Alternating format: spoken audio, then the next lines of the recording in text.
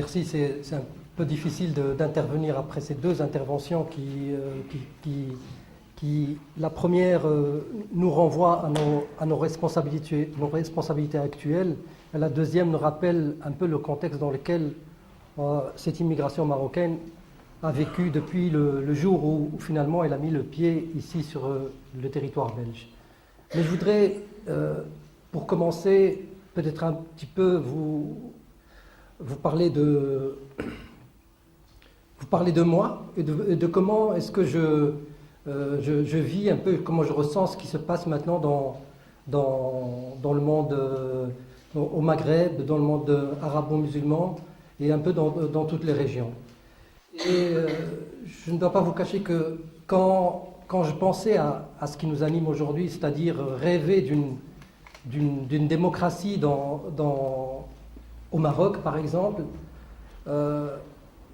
je me disais que je n'allais jamais pouvoir même en voir les prémices, que c'est quelque chose qui n'arriverait pas avant des lustres. Je n'avais jamais imaginé qu'en 2010-2011, des jeunes allaient pouvoir d'un coup sortir dans les rues, mobiliser des foules, organiser des manifestations, mettre en place des stratégies de combat, mettre en place tout un programme qui va finir par faire tomber des régimes qui étaient là depuis des années, des dizaines d'années. Et en quelques jours, ces jeunes ont su mobiliser des peuples entiers et ont su porter une parole qui était simple mais vraie et qui a pu bouleverser des structures archaïques. Ces jeunes nous ont donné une leçon au niveau de l'organisation. Ces jeunes, moi je les voyais en deux parties, dans deux catégories. À chaque fois que j'avais la possibilité d'aller au Maroc, j'avais l'impression d'avoir affaire à deux catégories. Une première catégorie de jeunes islamisés, plus proches de mouvements radicaux islamistes, et une autre catégorie de jeunes individualistes, que moi je finissais par appeler génération gadget. Et du jour au lendemain, cette génération que j'appelle maintenant avec vraiment tout ce que cela porte comme lettre de noblesse, génération Facebook, qui a réussi en l'espace de quelques semaines à faire trembler non seulement la région, mais je crois aussi à modifier aussi les plans et la stratégie des pays qui jusque-là ont soutenu des dictatures, ont soutenu des régimes qu'elles proclamaient ici comme étant fréquentables, comme étant démocratiques. Je pense à la Tunisie. La Tunisie était présentée ici comme un modèle de démocratie pour la région. L'Égypte aussi. Le Maroc, n'en parlons pas. Et donc, je voulais commencer mon intervention en rendant hommage et en saluant cette génération qui, moi qui la voyais comme une génération individualiste, me renvoie, en tout cas dans la figure, que c'est moi qui suis d'un autre siècle et que j'ai un siècle de retard peut-être par rapport à elle. Donc voilà ce que je voulais dire en introduction.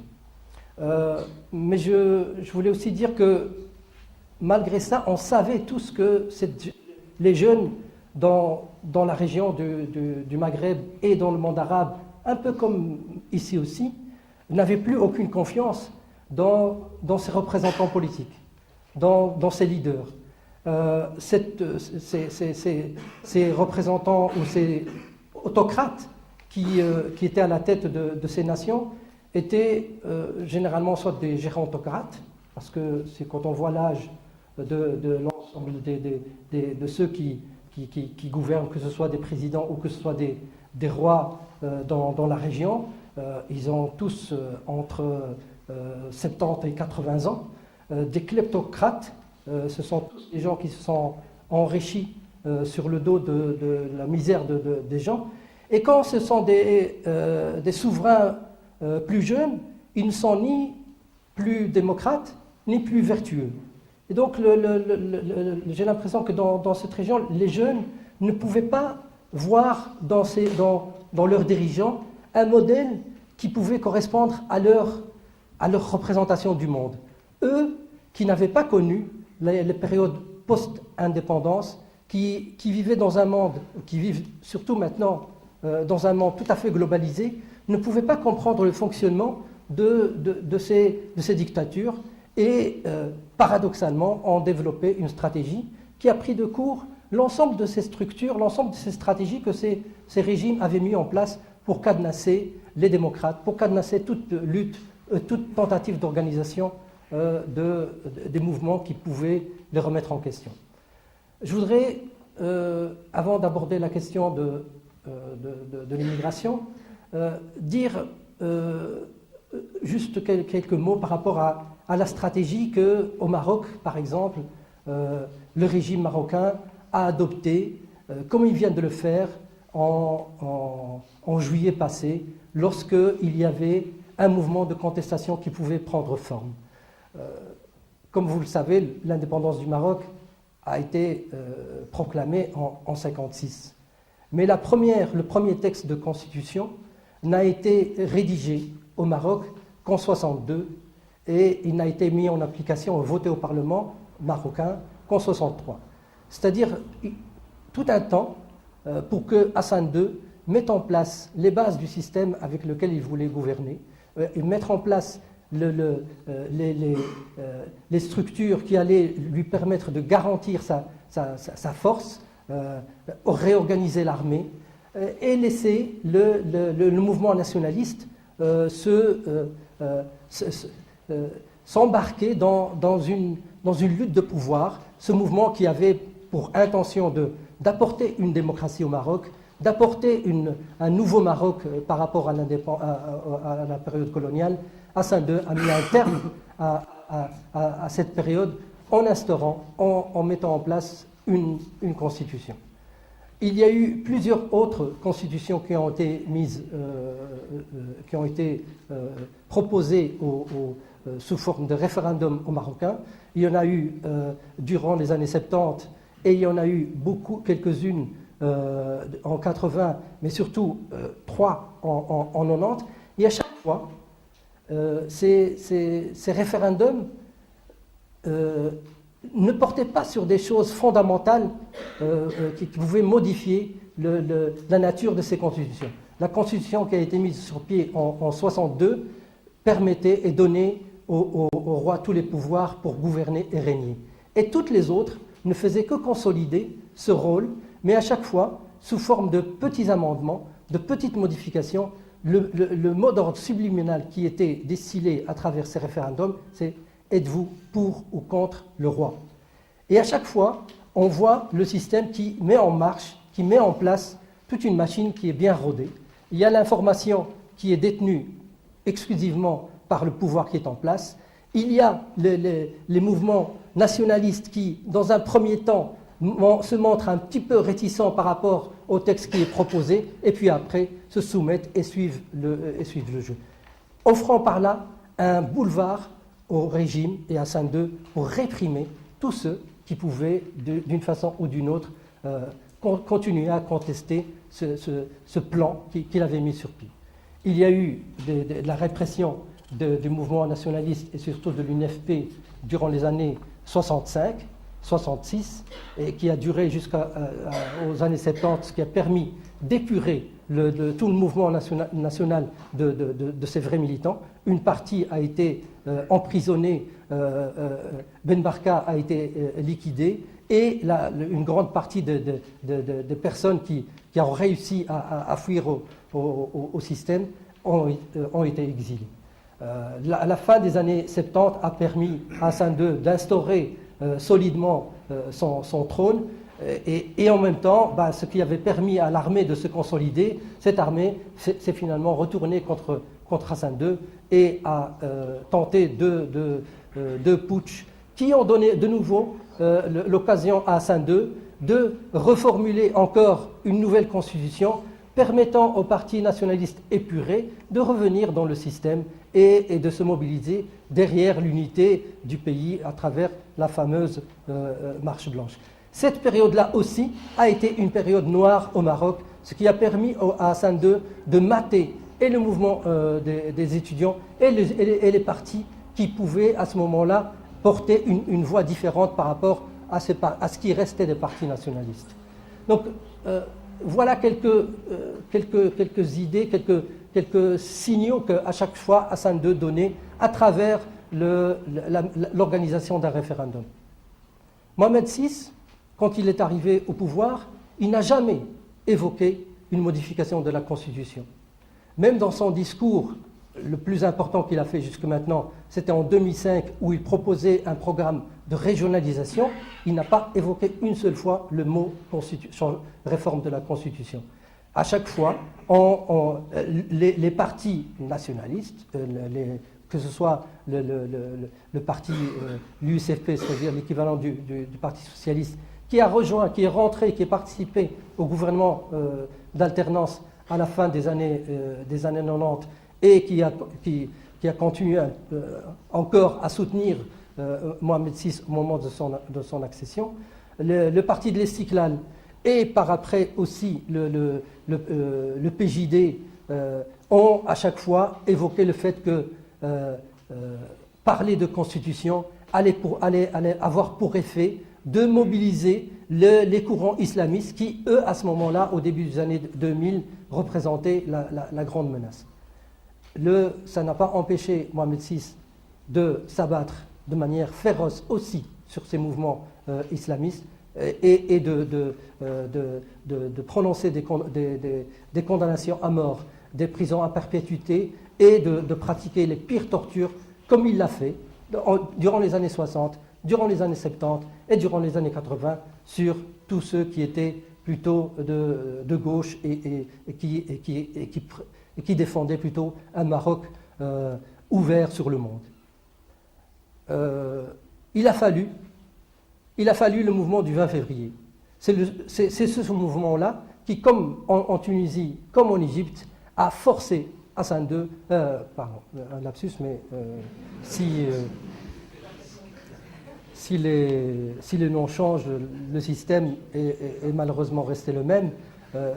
Mohamed VI, à ce moment-là, a fait semblant de concéder à ce mouvement, mais sous la pression qu'il allait revoir le champ politique et le fonctionnement de l'État marocain. Et il avait promis, dans son discours du 9 mars, une ouverture qui allait permettre à toutes les couches sociales de pouvoir participer activement à la vie politique marocaine. Mais quand on a vu le texte, de nouveau, comme les autres textes, enrobé avec un discours qui pouvait faire croire qu'il y avait des changements, à chaque fois, ce sont des petites modifications, ce sont des changements à la marge, mais le fond, c'était mobiliser les gens, êtes-vous avec ou contre le roi? Et là aussi, de nouveau, les partis traditionnels se mobilisent, après une petite phase de réticence, se mobilisent tous pour défendre la même position que le trône. Ça, c'est la face, le côté jardin. Côté cour, on s'abat, de nouveau la répression sur les groupes qui ne veulent pas rentrer dans ce jeu, qui ne veulent pas participer à cette mascarade. Et on a vu comment le mouvement du 20 février a été réprimé durant les manifestations au mois de mars, qui a été réprimé autour de l'organisation de ce référendum et qui continue à être réprimé. La seule stratégie, ce qui est de plus de différent par rapport à Hassan II, c'est que Mohamed VI, maintenant, il a fait comme en Égypte. Il a lâché lui aussi ses Baltagia. Alors qu'avant, c'était le système policier et l'armée qui était le bras par lequel il matait les insoumis. Maintenant, ce sont des gens qui sont payés, qui sont encouragés à maltraiter, à agresser, à intimider et à prononcer des menaces sur des sympathisants, sur des gens qui se mobilisent, qui ne sont même pas membres du mouvement février. C'est un kidam, c'est n'importe quelle personne qui ose maintenant s'exprimer, s'expose non pas directement à la répression policière, mais déjà de la part de ces Baltagirs. Pour en venir à la question de l'immigration. Je ne vais pas revenir sur l'histoire des mouvements qui ont essayé de donner une autre image ou de présenter le Maroc autrement que comme le faisait l'ambassade et le régime marocain.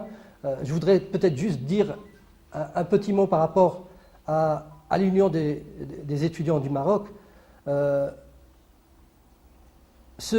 L'UNEM comme le RDM considérait que la position que nous avions ici dans l'immigration pouvait être une espèce de ballon d'oxygène pour les gens au Maroc et que nous n'étions pas exposés directement à cette répression, malgré tout ce que tu viens de dire et qui était tout à fait vrai, mais on considérait qu'on avait malgré tout une espèce de gilet de protection, qu'on avait un minimum de sécurité par rapport au peuple marocain, et donc nous avions un devoir de dire ce que les Marocains n'osaient pas dire, ne pouvaient pas dire, de prendre des risques s'il le faut, mais en tout cas ne pas laisser que l'ambassade du Maroc qui distille le discours qu'il voulait.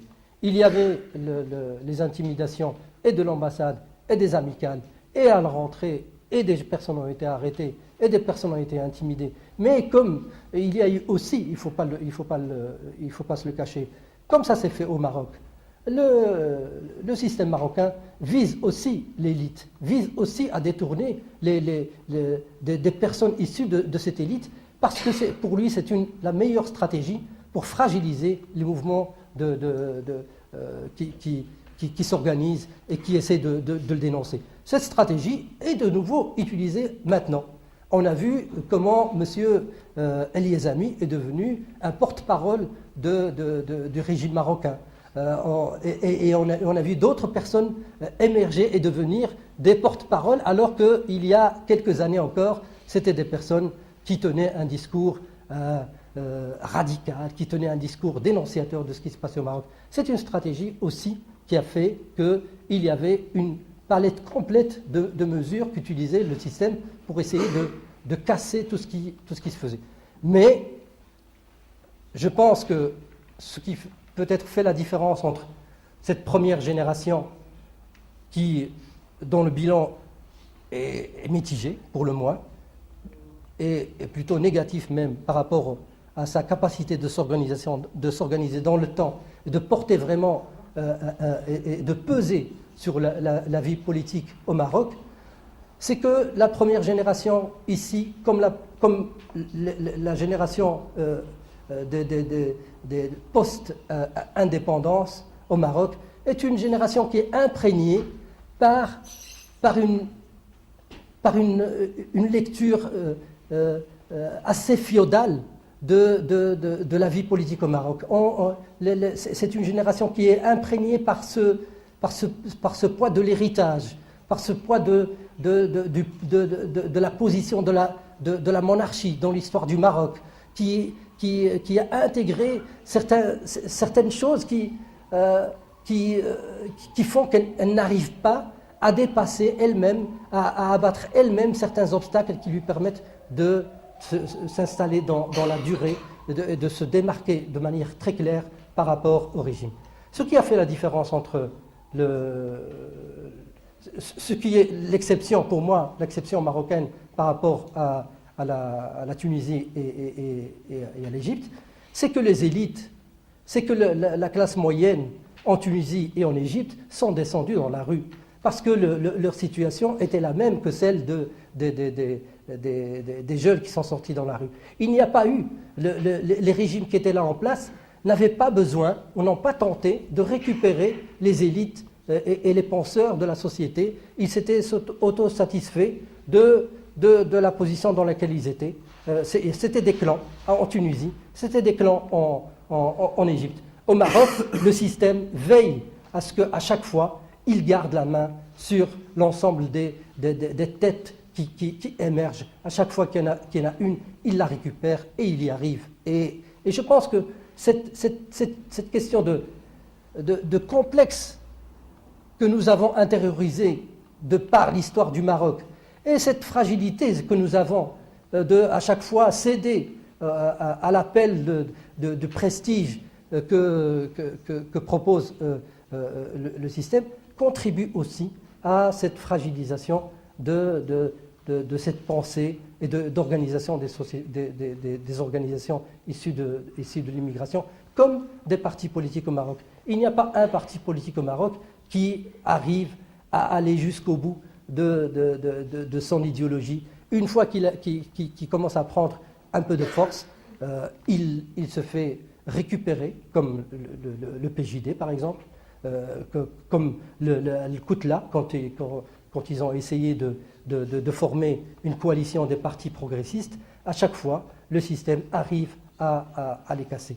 Et c'est là, pour moi, un moment important peut-être dans l'histoire du Maroc, c'est que les jeunes générations ne sont pas, j'espère, imprégnées par cette culture qui nous parasite. Les jeunes issus de l'immigration, j'espère, n'attendent pas quelque chose de ce système politique marocain, mais j'espère aussi que nous allons pouvoir malgré tout contribuer à faire en sorte qu'on diminue la part des Baltagia ici en immigration. Parce que je pense que c'est avec cela que le système marocain va essayer de freiner toute tentative d'organisation ici en Belgique. En Belgique et en Europe de manière générale. On l'a vu pendant les derniers mois, comment des personnes issues de l'immigration marocaine venaient faire face, venaient intimider tous les militants qui essaient de s'organiser pour relayer un tant soit peu ce qui se fait au Maroc. Voilà, moi mon espoir c'est que cette génération de jeunes issus de l'immigration aussi regarde comment les jeunes dans les pays arabes et dans le Maghreb ont fait pour, en quelques jours, abattre des dictatures et des régimes qui n'avaient aucun lien avec les aspirations du peuple, et que cette génération va trouver les meilleurs moyens, parce que je pense que nous n'avons pas de leçons à leur donner. Nous avons échoué quelque part dans la mission qu'on s'était donnée. Eux trouveront des meilleures solutions, et probablement leurs solutions seront beaucoup plus efficaces et marcheront mieux que les nôtres.